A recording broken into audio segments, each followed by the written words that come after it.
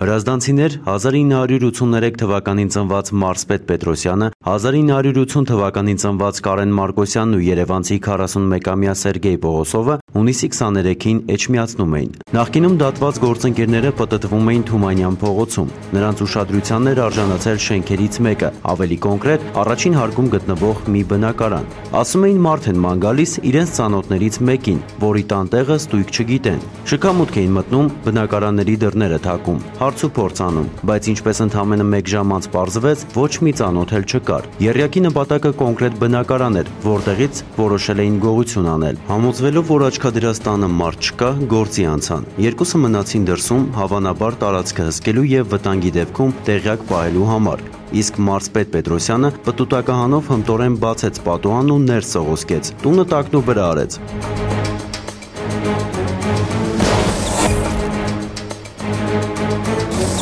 Որևէ բան հանել տնից, սակայն չհասցրեց, դատապարտված էր անհաջողության։ Րոպեներ անց պետք է համոզվեր, որ խմբի այսպես ասած պրոֆեսիոնալ անդամներն արդեն հայտնվել էին ոստիկանության հրազդանի բաժնի ծառայողների օպերատիվ տեսադաշտում, որոնք ուսումնասիրել էին նրանց տեղաշարժը, հավանական գտնվելու վայրերը։ Համագործակցելով ոստիկանության քրեական հետախուզության գլխավոր վարչության եւ Վաղարշապատի բաժնի ծառայողների հետ, նաեւ ճշտել էին արկածախնդիրների օպերացիայի ժամն ու տեղը, եւ կասկածյալները դեռ գործը չավարտած անհաջողության մատնվեցին։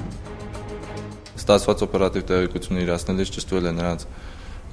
կողմից նախապատրաստվող հանցագործության կատարման վայրը եւ դեպքի վայրից վերջիններս բերման են ենթարկվել ոստիկանության Վաղարշապատի բաժին։